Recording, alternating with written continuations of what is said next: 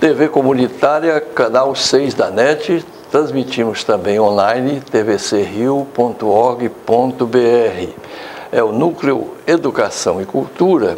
Primeiro, saudando a você aí que nos assiste e agradecendo já pela audiência e, ao mesmo tempo, agradecendo também ao ilustre procurador do Ministério Público Federal, que nos dá também a honra de estar conosco hoje, João Pedro Saboia Bandeira de Melo. Seja bem-vindo, nossos agradecimentos pela sua presença, doutor. Vamos começar com um assunto que hoje, quando a gente pensa Brasil, ele que está tão inserido no mundo e os últimos governos têm, sobretudo, o colocado assim também na globalização, cenários internacionais. Como o meu querido desembargador está vendo hoje, aqui mesmo do Ministério Público, vê hoje o drama dos refugiados. Poderemos voltar à Guerra Fria? Bom dia, Soriano, bom dia, amigo ouvinte. A questão dos refugiados, ela tem que ser apreciada sob o aspecto humanitário, antes de tudo, né? Tudo certo, porque os países têm suas fronteiras, têm sua soberania, mas as pessoas são cidadãos do mundo também, né? Então, você não pode simplesmente fechar as portas quando uma grande leva de pessoas que estão famintas, que estão sem emprego, precisam de uma ajuda. Então, nem você tem que aceitar todo mundo indiscriminadamente, nem tem que fazer restrições que não sejam estritamente necessárias, né? Como disse o Papa Francisco, o momento não é de construir muro, é de construir pontes. E então eu acho que esses nossos irmãos refugiados, eles merecem todo apoio e não hostilidade dos países mais ricos. E a Guerra Fria? Porque a gente vê com a ascensão do Trump ao poder, ele volta a tensionar nesse sentido. É curioso, né? É uma guerra fria sem ideologia, né? É uma guerra fria movida principalmente por interesses econômicos, interesses comerciais, né? E qual seria o outro lado da Guerra Fria? Acho que a Guerra Fria dele é a Guerra Fria dos Estados Unidos contra todo mundo, né? É contra a Rússia, contra a China, contra a Europa, né? Ele quer a hegemonia total dos Estados Unidos. Enfim, isso aí é uma questão preocupante, mas que nós temos que tomar cuidado para preservar a nossa soberania também, né? Procurar diversificar os mercados e não abrir mão daquilo que a gente conquistou já fora da dependência norte-americana. Olha, doutor João Pedro, eu admiro na sua atuação, enquanto não deixa de ser uma magistratura também, que houve um momento em que, a meu ver, estava se fazendo um verdadeiro linchamento com a figura de uma mulher presidente, em que você salta na arena e, enquanto procurador da República, diverge de algumas posturas do órgão como um todo. Eu queria que, por favor, eu digo isso. Uma coisa é você tomar partido de uma pessoa. Isso não foi o que me motivou. Eu não tomei partido da pessoa, da presidenta Dilma, nem a favor nem contra ela. A questão é o Estado de Direito, é a defesa do Estado de Direito ameaçado. Então, se você tem um processo sem justa causa, você não pode aceitar isso, que é uma ilegalidade. Ora, o caso da presidenta Dilma movia por duas coisas, eram as pedaladas fiscais e o outro, qual era o outro? Não me lembro agora exatamente, o outro tópico. Mas você não teve sequer as contas dela apreciadas pelo Congresso Nacional. Então você não teve uma rejeição de contas. As pedaladas fiscais em si não constituíam justa causa para o processo. E você teve uma quantidade grande, quase totalidade dos deputados que autorizaram o processo, votando por motivos completamente estranhos à acusação. Então, na verdade, o que me parece é que esse processo de crime de responsabilidade foi um pretexto para se afastar a presidenta da República. E, evidentemente, que eu e outros colegas, não fui só eu, nos pronunciamos contra aquele estado de coisas, ou seja, pela observância da legalidade. O Ministério Público não teve uma posição oficial nesse caso, porque o processo de impeachment não é um processo judicial, entendeu? Então não é verdade que eu tenha ido contra a instituição. Eu fui contra a opinião de colegas, isso é verdade, né? Assim como existiam aqueles que achavam que o processo de impeachment era ilegal, existiam aqueles que achavam que o processo de impeachment era legal. Então, eu defendi esse ponto de vista da ilegalidade do processo de impeachment por falta de justa causa e continuo achando isso. Entendeu? Não vejo razão plausível. E eu acredito, inclusive, que até hoje o Supremo Tribunal não julgou o mandado de segurança que ela impetrou, né? Negou a liminar e não julgou o mérito. Eu acho que o Supremo deveria ter obstado esse processo. É a minha opinião. Interessante isso.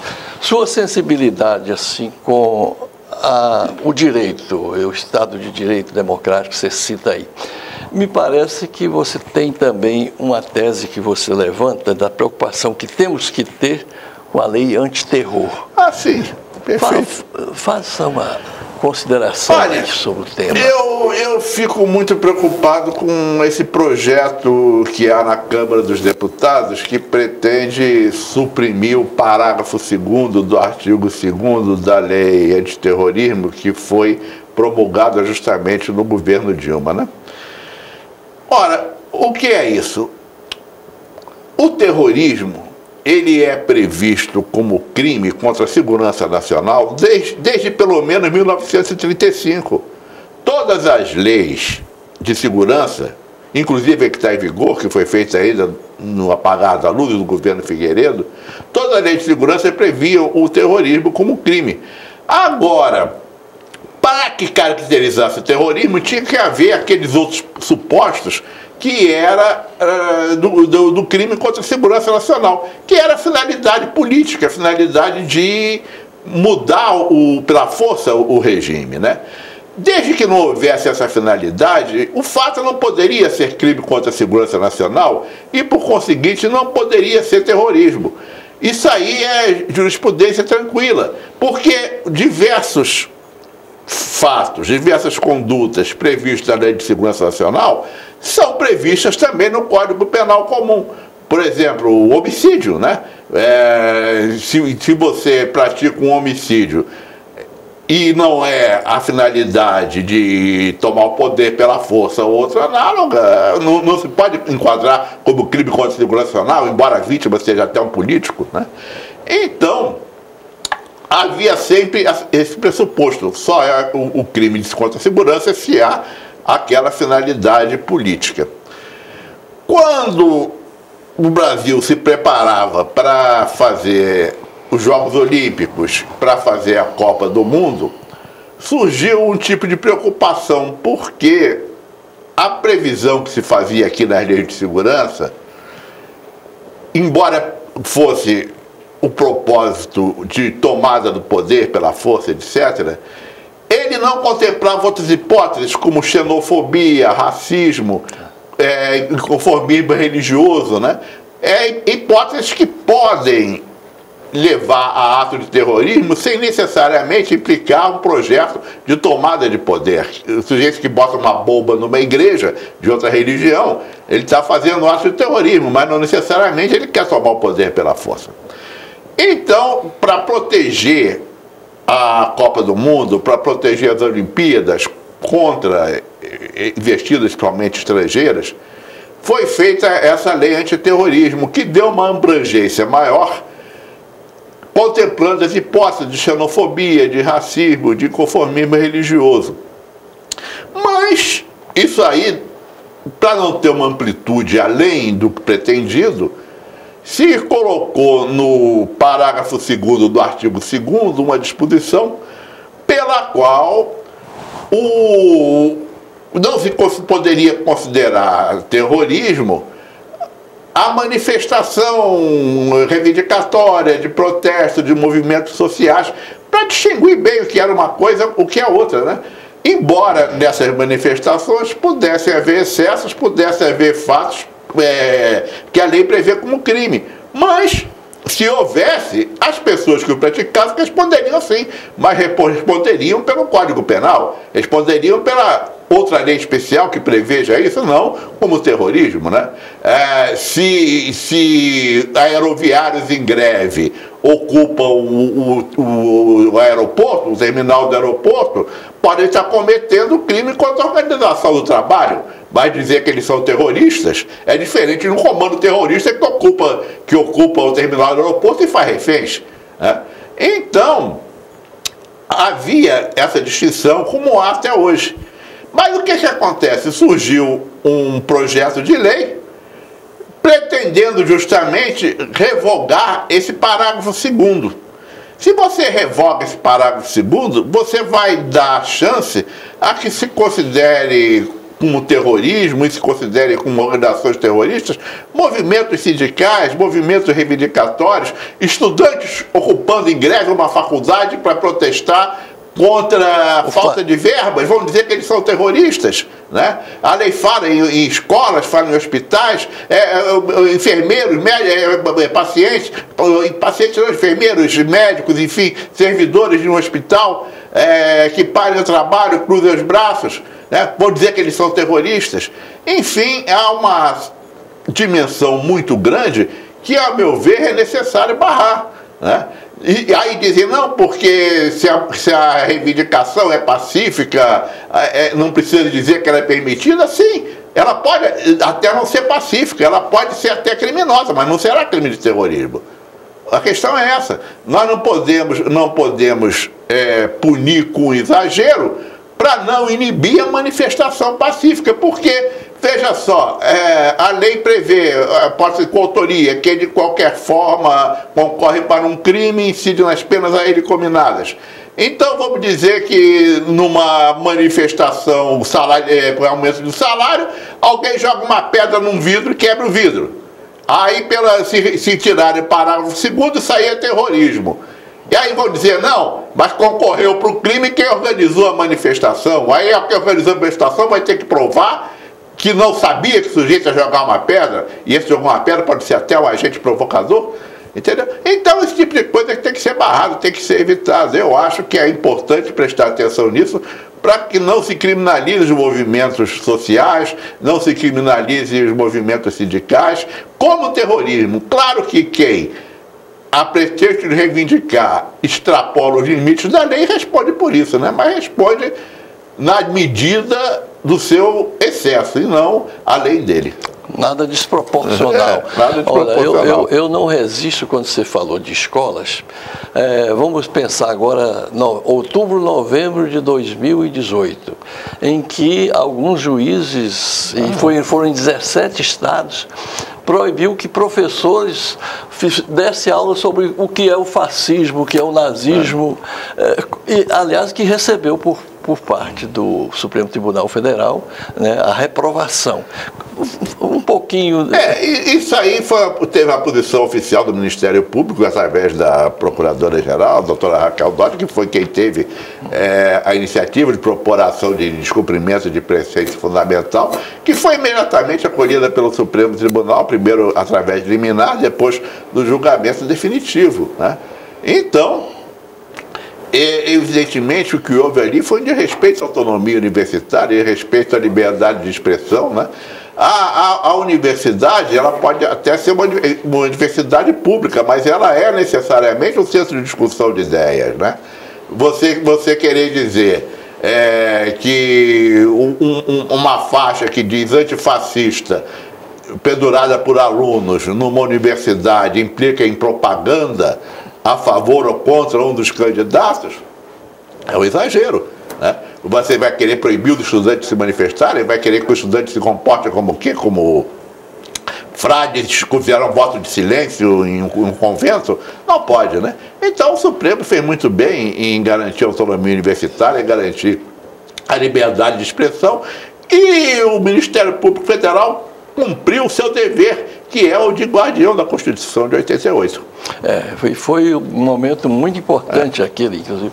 Doutor, quilombolas e reservas indígenas, veja só, é uma coisa preocupante.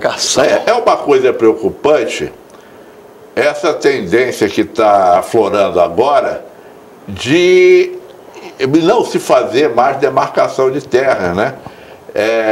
Dizer, não, no próximo governo não haverá demarcação de terras indígenas, de quilombos, como se as terras indígenas já fossem bastante grandes, os quilombos já fossem bastante grandes, enfim, que isso fosse uma questão discricionária, que ficasse na dependência da vontade política do presidente da República.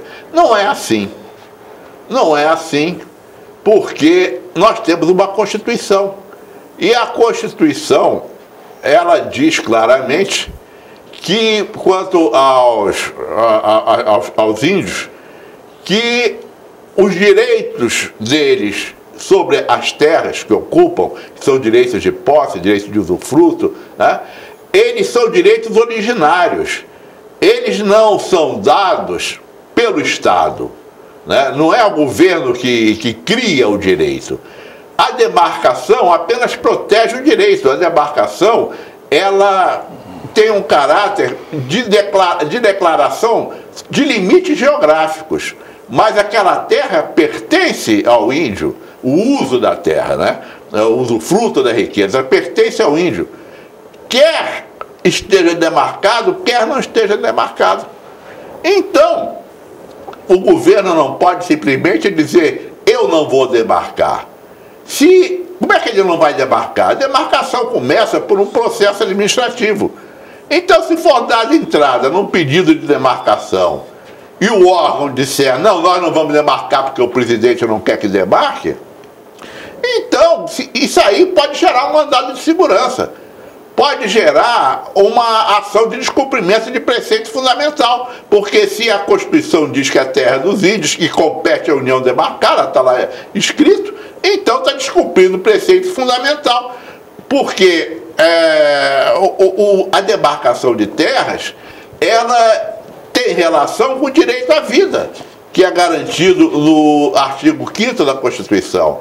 Tem relação com o direito à moradia, que é garantido no artigo 6º.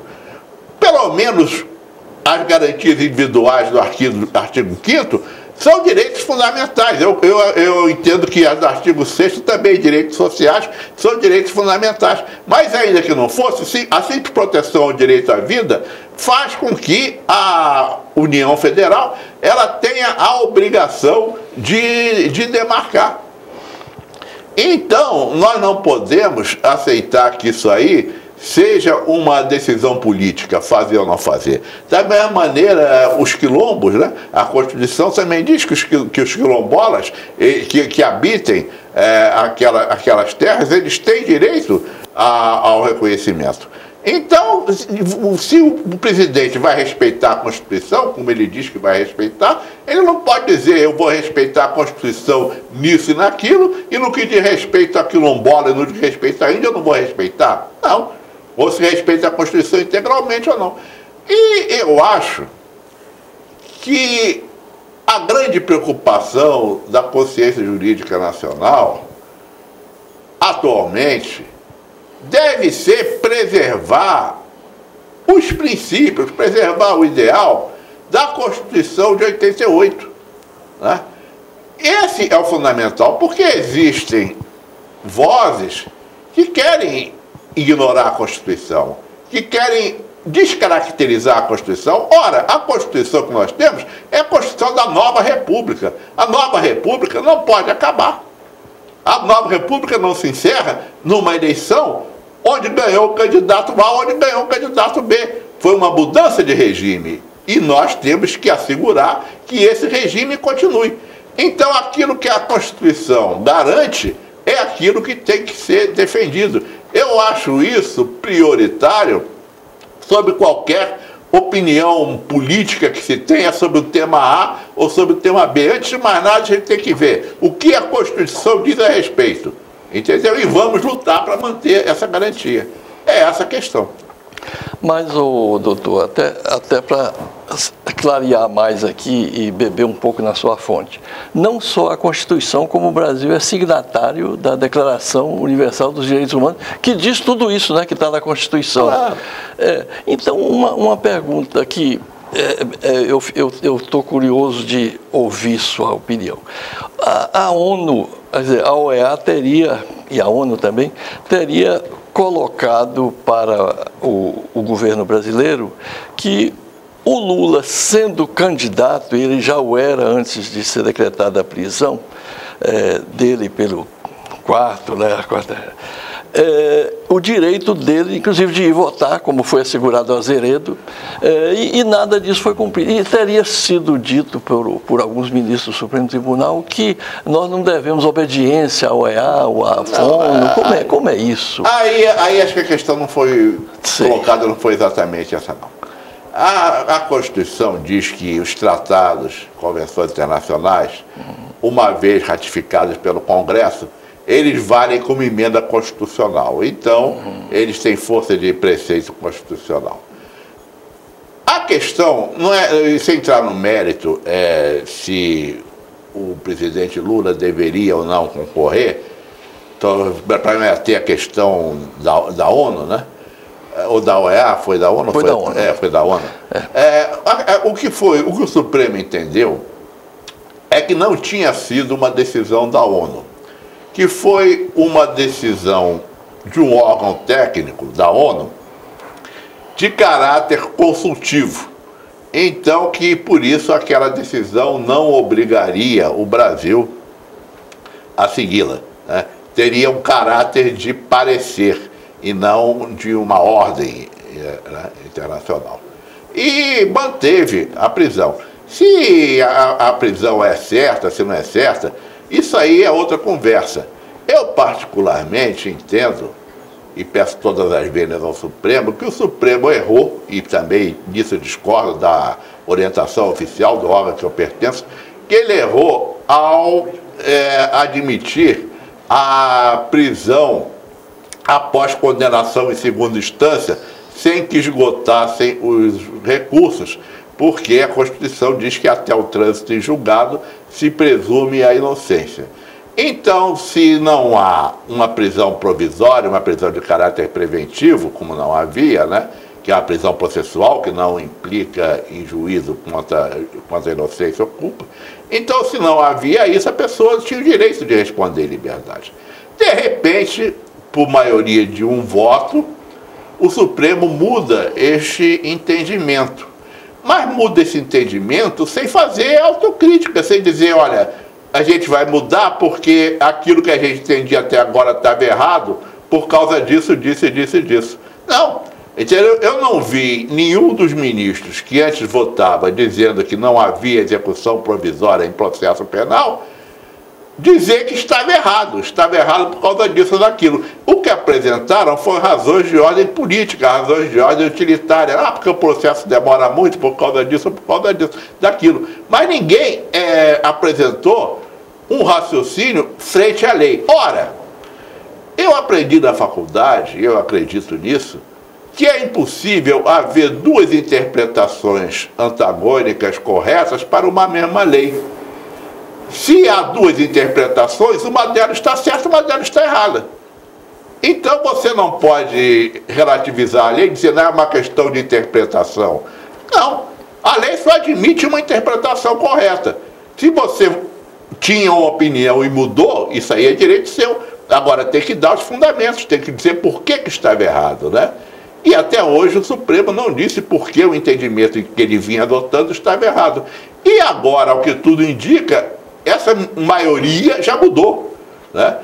Por questões técnicas, por questões de conveniência política, enfim, por questões extrajurídicas, esse processo não é colocado em pauta. A arguição de descumprimento, né, de preceito, enfim, ou arguição de constitucionalidade, não sei qual é exatamente o processo, mas que trata justamente dessa questão da prisão antes do trânsito julgado. Eu acho que deve ser colocado em pauta sim, entendeu? E o Supremo deve decidir livremente de acordo com o seu entendimento atual. E não ficar adiando indefinidamente isso. Então isso é uma questão, entendeu? Mas o que motivou a recusa do parecer da ONU não foi isso. O que motivou a recusa do parecer da ONU foi o entendimento que não se tratava de uma deliberação da ONU, mas de um parecer de um órgão técnico que poderia ser acatado ou não, e o Supremo houve por bem não acatar. Que não foi unanimidade também. Também houve um voto divergente. Excelência, eu queria dedicar esses 2 minutos para Brasília e Rio, que será também retransmitido pelo canal lá 8, né, da TV Comunitária de Brasília. Queremos agradecer já ao Max Figueiredo, que ele foi produtora e responsável também pela edição. E esses 2 minutos para você, por favor, dirigir aqui. Me permite, eu me identifico tanto com a sua coragem, seu discernimento, que eu me permite tratar a excelência de você. Então, para o nosso querido público carioca, você que está lá e está aqui, né? E mais vezes precisamos de conversar. Eu estou ao dispor, então para mim é uma satisfação estar aqui. E para finalizar, o que eu quero dizer é o seguinte: vamos deixar as divergências secundárias de lado e nos concentrar no principal, que é aqui a defesa da Constituição. Entendeu? Isso é o que nós temos de fazer intransigentemente. Defender não apenas a Constituição sob o aspecto formal, mas defender os princípios que inspiraram este livro em 1988, que são princípios que não podem terminar porque o resultado da eleição foi este ou foi aquele, né? Então é isso que eu me empenho e é isso que eu quero fazer o apelo aos colegas, né? Vamos defender a Constituição, acima de tudo. Maravilha. E o Estado Democrático de Direito. Muito obrigado. A satisfação é minha. Voltaremos a aprofundar esses temas. Claro. Muito obrigado. TV Comunitária, Canal 6 da NET, Núcleo Educação e Cultura. Transmitindo também online, tvcrio.org.br.